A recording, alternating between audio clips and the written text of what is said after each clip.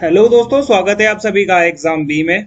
आज है 22 मई 2024 और 22 मई के करंट अफेयर्स को एमसीक्यूज की फॉर्म में मैं लेके आ चुका हूं।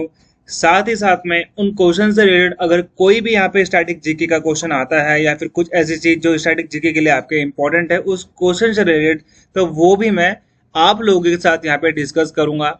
और ये हमारे सारे एग्जाम्स के लिए, आप तैयारी कर रहे हो बैंकिंग की, आप एसएससी की तैयारी कर रहे हो, आप स्टेट पीसीएस की तैयारी कर रहे हो, स्टेट की किसी भी एग्जाम की तैयारी करते हो जहां पे जीके, जहां पे करंट अफेयर आना है, तो उन सभी के लिए ये बहुत इंपॉर्टेंट है। चलिए हमारा पहला क्वेश्चन देखते हैं। मई 2024 में किसने रिसीव किया पहला first stamp release commemorating the completion of 200 years of Indian origin Tamils in Sri Lanka? यहाँ पे ये कहते हैं कि श्रीलंका में जो इंडियन ओरिजिन तमिल्स हैं, यानी कि जिनका मूल रूप कहाँ से है, भारत से है, उनके श्रीलंका में 200 साल हो गए रहने के। इस अवसर पर पहला स्टैंप रिलीज किया गया। ओके, पहला डाक टिकट रिलीज किया गया। तो ये सबसे पहले किसे प्राप्त हुआ है, ये आपसे क्वेश्चन पूछा गया है। तो यह है श्री श्री रविशंकर को ये प्राप्त हुआ। कुछ इस प्रकार से आपको यहाँ पे ये स्टैंप देखने को मिलता है। देखो नीचे लिखा हुआ है, भारतीय मूल के तमिल लोगों के श्रीलंका में 200 वर्ष के उपलक्ष्य में हमने भारतीय डाक ने एक स्टैंप रिलीज किया है। ओके, देखिए चाय के बगान में बेसिकली ये एक महिला है जिनकी यहाँ पे स्टैंप हमने क्या करा है, रिलीज किया है। अगर मैं बात करूं श्रीलंका की, तो श्रीलंका और भारत ये एक क्या लगती है, कोस्टल बाउंड्री से जुड़े हुए हैं। तो यहाँ पे जो है इसे हम बोलते हैं पाक स्टेट, PAL के स्टेट, जिसको भारत और श्रीलंका को अलग कौन सा पैसेज करता है, पानी का पैसेज, तो आप बोलना पाक स्टेट करता है सर। और ये है आपका श्रीलंका। कोलंबो इसकी कैपिटल है। श्री जयवर्धनेपुरा भी इसकी लेजिस्लेटिव कैपिटल है। कई बार बोलते हैं कि कोलंबो इसकी इकोनॉमिक कैपिटल भी कई बार बोला जाता है। भारत ने भी रिसेंटली हम्बन टोटा एयरपोर्ट का जो एडमिनिस्ट्रेशन है वो लिया है। हम्बन टोटा जो पोर्ट है वो तो हाथ से निकल गया हमारे, वो चाइना को मिल चुका है। इंडिया ने बेसिकली अभी कहां से ले लिया है, यहाँ पे चाबहार ईरान से ले लिया है। 10 साल का एग्रीमेंट लिया है। बट दुखद बात यह है कि ईरान के PM जो यहाँ के प्रेसिडेंट और यहाँ के जो फाइनेंस मिनिस्टर हैं, इनकी मृत्यु हो चुकी है परसों हेलीकॉप्टर दुर्घटना में। ओके, चलिए अगला क्वेश्चन है। एक रिपोर्ट के अनुसार जो national commission for backward classes है, ये एक रिपोर्ट दी थी NCBC ने। ये एक कॉन्स्टिट्यूशनल बॉडी है। The student enrollment under the SC caste की अगर बात कर रहे हैं, जो स्टूडेंट एनरोल करते हैं शेड्यूल कास्ट की कैटेगरी के अंदर में, वो कितना % ग्रो हुए हैं 2014-15 से 2021-22 के बीच में। ओके, तो यहाँ पर ये आपने ध्यान देना है कि ये डीप क्वेश्चन भी कई बार आते हैं। तो 44% इंक्रीमेंट हमने देखा है शेड्यूल कास्ट कैटेगरी में। बच्चों का जो स्टूडेंट होते हैं उनका एनरोलमेंट 2021-22 2014-15 के बीच में। ओके, तीसरा क्वेश्चन है, where was the India's progressive path in the administration of criminal justice system conference organise in May 2024? May 2024 में एक कॉन्फ्रेंस थी जो कि किस पे थी, administration of criminal justice system conference, जो कि मई 2024 में ऑर्गेनाइज हुई थी। अब ना यहाँ पे आपको एक चीज देखने की जरूरत है। भारत ने अभी अपने 3 नए कानून पास किए हैं जो कि लॉ से रिलेटेड हैं। जैसे कि आपने सुना होगा हमारी न्याय संहिता, ओके, 2023 वाली है। फिर आता है हमारा नागरिक सुरक्षा संहिता, नागरिक सुरक्षा संहिता। फिर तीसरा आता है हमारा साक्ष्य अधिनियम। अब इसने ना किसको रिप्लेस किया है, ये एग्जाम में आएगा। तो नागरिक संहिता ने इंडियन पीनल कोड 1860 को रिप्लेस किया है। और ये तीनों ही ये 2023 के हैं। और जो नागरिक सुरक्षा संहिता है ये CRPC यानी कि क्रिमिनल प्रोसीजर कोड 1973 को रिप्लेस करता है। और जो ये है साक्ष्य अधिनियम, ये इंडियन एविडेंस एक्ट जो कि है 1872, इसको रिप्लेस करता है। हमारे करंट में जो लॉ मिनिस्टर है वो है अर्जुन राम मेघवाल। ये भी चीज आप लोग को ध्यान देनी है। और ये कहाँ पे हुई थी कॉन्फ्रेंस, ये गुवाहाटी में हुई थी। नेशनल एंटी टेररिज्म डे, राष्ट्रीय आतंकवाद विरोधी दिवस। ओके, आतंकवादी विरोधी दिवस। सबसे इंपॉर्टेंट चीज क्या है यहाँ पर, हमारे प्राइम मिनिस्टर कौन थे, राजीव गांधी। सबसे कम उम्र में 40 साल की उम्र में बनने वाले PM थे राजीव गांधी। भारत के छठे पीएम थे। इनको मद्रास के श्री पेरुम्बदूर में ये एक पॉलिटिकल रैली कर रहे थे। यहाँ पे एक सुसाइड बॉम्बर आती है जो कि थी एलटीटी से जुड़ी हुई, लिबरेशन टाइगर ऑफ तमिलीलम, जो कि श्रीलंका का एक टेररिस्ट ग्रुप है। इन्होंने सुसाइड बॉम्बर के जरिए इनको मार गिराया। ओके, ये जो पीएम बने थे राजीव गांधी, ये बने थे इंदिरा गांधी के डेथ पर। इनका असैसिनेशन हुआ था 31 अक्टूबर 1984 में। फिर जो राजीव गांधी है, इनका असैसिनेशन होता है 21 मई 1991 में। और इसी दिन को हम लोग क्या मनाते हैं? आतंकवादी विरोधी दिवस मनाते हैं। मई 2024 की बात कर रहे हैं। यहाँ पे लाई चिंगते को नया प्रेसिडेंट बनाया गया है किस कंट्री का? और ये वो कंट्री है बहुत ज्यादा टेक्नोलॉजी में आगे है। अगर मैं बोलूं दुनिया का सबसे ज्यादा सुपर कंडक्टर, ठीक है, सुपर कंडक्टर आप बोल सकते हो, सेमी कंडक्टर, वैसे सुपर कंडक्टर नहीं बोलेंगे, सेमी कंडक्टर बोलेंगे। सिलिकॉन का प्रोडक्शन, सिलिकॉन का एक तरीके से यूज, और श्रीलंका सबसे ज्यादा सिलिकॉन का सबसे ज्यादा एक्सपोर्ट कौन करता है या फिर इंडिया सबसे ज्यादा कहां से लेता है? तो ये ताइवान से लेता है। ताइवान आपने देखा टेक्नोलॉजी में बहुत आगे। एक टाइम पे इनकी जो एक बिल्डिंग थी तपई, इनकी वैसे कैपिटल है टपई 101, ये सबसे हाईएस्ट बिल्डिंग हुआ करती थी। लेकिन अब तो कौन बन चुके हैं? बुर्ज खलीफा बन चुकी है, तो ये अब नहीं है इस लिस्ट में। ओके, आप देखोगे अगर एशिया के मैप को तो आपको ताइवान दिखेगा भी नहीं, बहुत छोटी कंट्री है।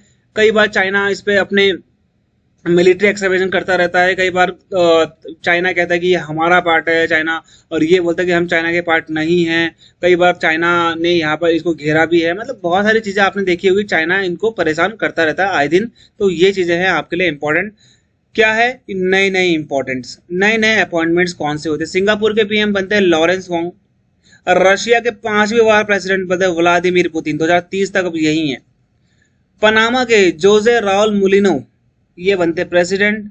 सोलोमन आइलैंड के जो कि प्रो चाइना है, ओके, जेरमिया मनीले ये बने हैं PM of Solomon island. PM deputy PM बने पाकिस्तान के इशाक डार। पीएम और प्रेसिडेंट कौन बने हैं ये आप मुझे कमेंट में लिख के बताना, ये आपके लिए इंपॉर्टेंट है, एग्जाम में आ सकता है क्योंकि दोबारा यही बने। ओके, तो ये है आपका, देखो यहाँ पे मैप भी इन्होंने थोड़ा वैसा वाला दे रखा है। जब भी मैं इस साइड से मैप निकालता हूँ तो ये इनका जो मैप आता है ये हमेशा ऐसा ही आता है, ऊपर से कटा हुआ। ये वाला एरिया ना, ये है पाक ऑक्यूपाइड कश्मीर। अब ये वाला एरिया ये पाकिस्तान में दिखा, जबकि ये हमारा एरिया है और ये ऑक्यूपाइड करा हुआ है किसने? पाकिस्तान ने। ओके, छठा क्वेश्चन है, इंडिया की दीप्ति जीवनजी रिसेंटली बहुत न्यूज में थी। ओके, इनका एक रिमार्केबल अचीवमेंट किया था और ये कौन से खेल से संबंधित है? तो यहाँ पे मैं आपको दिखा देता हूँ। ये है हमारे दीप्ति जीवनजी, पैरा एथलीट हैं। ओके, पैरा एथलीट हैं। और ये टी20 का मतलब आप क्रिकेट से मत समझना, ये क्या है? ये क्या है? इम्पेयरमेंट का होता है ना, ठीक है। तो ये आप समझ लेना कि इनके ये क्या है? पैरा एथलीट हैं, यानी कि एक तरीके से आप बोल सकते हैं पीडब्ल्यूडी कैंडिडेट भी हैं। ओके, डिसेबल हैं। तो इन्होंने पहला first ever gold in track event, Bharat का पहला ट्रैक इवेंट। ट्रैक इवेंट क्या होता है? दौड़ना, भागना, मतलब जो ट्रैक में होती है, ठीक है। ट्रैक में कौन कौन से गेम्स होते हैं वो सब आपको याद करने होंगे। जैसे रिंग में बॉक्सिंग होती है ना, कोर्ट में basketball, volleyball court, badminton court, okay, वैसे ट्रैक के इवेंट्स होते हैं। टी20 वर्ल्ड एम्प्यूट भी हैं। ओके, ये चीज आप लोग ध्यान देना, पैर वैर में इनकी कुछ प्रॉब्लम है। वर्ल्ड पैरा एथलेटिक चैंपियन में इन्होंने क्या करा है? 400 मीटर इवेंट में गोल्ड मेडल लाई है और वर्ल्ड रिकॉर्ड भी तोड़ दिया 55.7 सेकंड में। 55.7 सेकंड में इन्होंने 400 मीटर का ट्रैक पार कर दिया। मतलब बहुत बड़ी बात है कि 400 मीटर आप 55.7 में मार रहे हो। हालांकि जो मैन का है वो 45-46 समथिंग है, ओके, 43-44 समथिंग भी है। वुमेन का 55.7 सेकंड है और इन्होंने वर्ल्ड रिकॉर्ड तोड़ा है। पैरा एथलीट की बात कर रहा हूँ मैं यहाँ पे। ओके, मैं बात कर रहा हूँ पैरा एथलीट की, ये चीज आप लोग यहाँ पे ध्यान देना। ओके, तो ये क्या है? पैरा एथलीट है, ये आपको ध्यान देना है। अगला क्वेश्चन है, who has won the women's single title? Women's का सिंगल टाइटल जीता है 2024 के इटालियन ओपन में। 2024 का इटालियन ओपन टेनिस टूर्नामेंट में किसने वुमेन्स सिंगल टाइटल जीता है? तो ये जीता है ईगा स्विएटेक ने। ईगा स्विटेक ने। अब यहाँ पे बात हो रही है इटली की, तो इटली आपको देखना पड़ेगा। अगर आप यूरोप के मैप में देखोगे तो इटली आपको मिलेगी एक कोस्टल कंट्री। इटली के बगल में आपको मिलेगा France, Switzerland, Australia, Slovenia. Okay, ये कंट्री कौन से हैं जो इटली को बॉर्डर करते हैं। इटली की जो कैपिटल है वो रोम है। इटली की आपने देखा होगा ना प्राइम मिनिस्टर जॉर्जिया मेलोनी, ये भी आपको पता होगा। ओके, प्रेसिडेंट है या प्राइम मिनिस्टर, दोनों आप मुझे बताओ कि क्या वो प्रेसिडेंट है या वो प्राइम मिनिस्टर है। अब यहाँ पे ना आपको एक देश मिलेगा जर्मनी। हालांकि जर्मनी इससे कोई भी बाउंड्री नहीं लगाता है। जर्मनी के चांसलर कौन है?